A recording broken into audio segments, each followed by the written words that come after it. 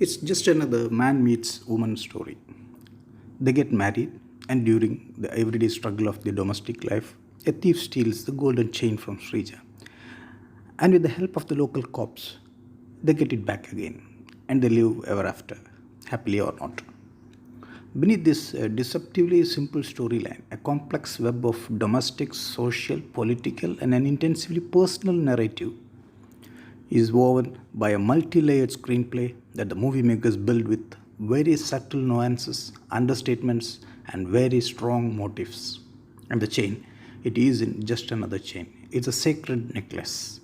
In this Indian subcontinent, the chain the husband presents the wife at the time of marriage ceremony is considered as a symbol that binds them together. Let us start analyzing the movie from a very specific sequence. But before that, sharing a little background will help in analyzing the context. Yellow is the color of the flag under which Prasad's community members organize themselves. And Srija belongs to a supposedly higher caste community. A procession organized by Prasad's community members is going on, and Srija's mother is provoked by a snide remark by a passerby. She rushes off home and beats up Srija. Srija escapes and locks herself inside the toilet, but even there, she is not safe. Her father forcefully breaks open the toilet door. This particular sequence introduces to us the three different socio cultural geographies in which the entire screenplay is staged. Srija's mother carries the caste conflict from the street to a home. From society, she brings into their domestic space. To dodge the consequences of this conflict, Srija takes refuge within the confines of her own personal identity. But she realizes that her identity and its boundaries are way too fragile to defend her when father breaks it open. This violation of her personal identity is what turns out to be the immediate trigger for her to take a decision to break the hackles of home and get married to Prasad. This sequence we have just seen, if you would have noticed closely, doesn't fit into the linear timeline of the story. The linear narrative starts with the daily lives of the villagers, with Prasad running into Srija, in fact, a meeting by happenstance. It may not be that cliched love at first sight, but they develop a mutual attraction to each other and love blossoms and flowers. From there, the story drifts to a village near faraway Kasargod, the northern part of the province.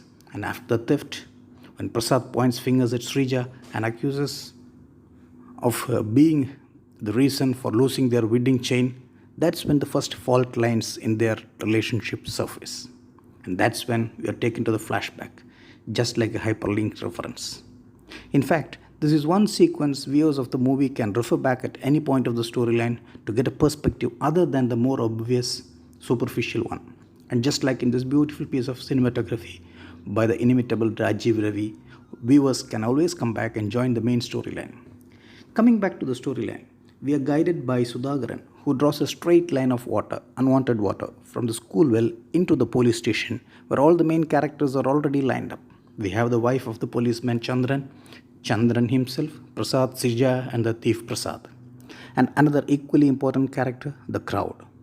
Meticulous care has been taken to include this particular character in every frame, either be movement, or visuals, or sound. The people, the temple, the mosque, the festival, the crowd is everywhere. Even where it's not shown, it sneaks in invisibly. One way to approach this movie is to watch how all these characters individually and collectively perform their roles in the different topographies: personal, interpersonal, and social. In this brilliant sequence, we get to watch all these characters from the vantage elevated position of Prasad the thief. Prasad, Srija, Chandran, and his wife, whose chains are about to be interlinked, blend into the festival crowd.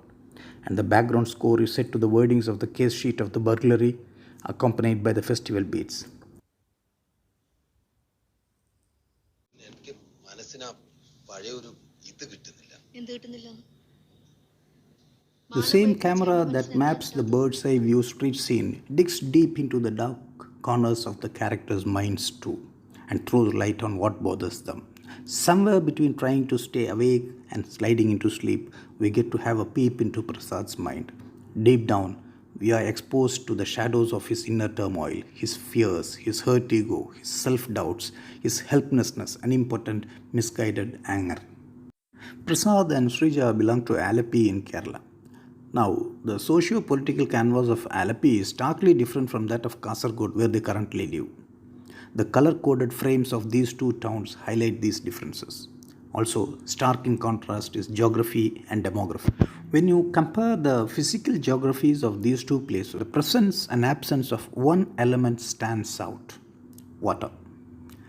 Alleppey has water in abundance. In fact, most of their day-to-day activities happen in and around water. But in Kasargod, to where they have migrated, they are desperately searching for water.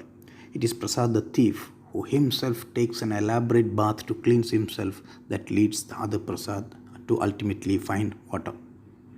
The blending of these two metaphors, the golden chain transforming itself into water, is beautifully captured as a montage.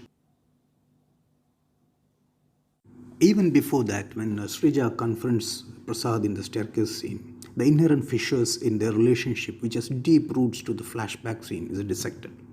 Sreeja liberates herself from the clutches of the traditional golden chain and establishes her identity as a woman.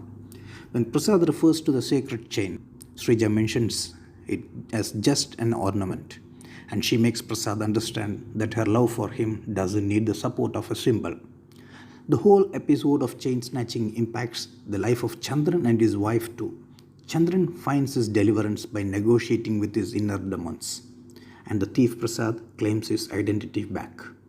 That covers almost all the major characters. But what about the other major character, the street or the crowd or the larger society? When we raise this question, we realize that the entire story, as we have seen so far, is just a background prop for another story, which is waiting to be dug up. The tip of the iceberg can be touched by studying these two characters who belong to the lockup.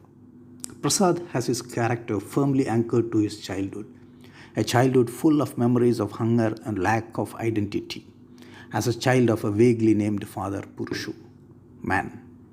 Whereas Sudhakaran is a nuisance character, worthy of a protest by his wife and mother, among others.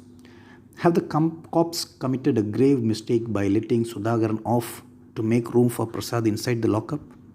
Didn't Sudhakaran use that window of time to create a mini riot in the streets? Who is right and who is wrong? Who is to be put behind bars and who is to be given an identity? On whose side should the authorities align? Armed with these questions, when we attempt a relook, the entire movie assumes a different dimension, a beautiful one. When you watch it next time, you would notice that the movie starts with a different set of characters and a different set of issues. But soon, the camera spots a random person from the audience and starts following him. The camera walks you through his mind, his relationships with others, and the society at large. And by the time the movie ends, the camera has moved further north, picking up a new Prasad walking the streets of a northern Indian city.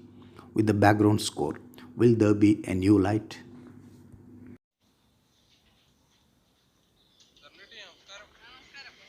എന്താ സാറേ മലങ്കോട ഇതിലും ചെലവില്ല sir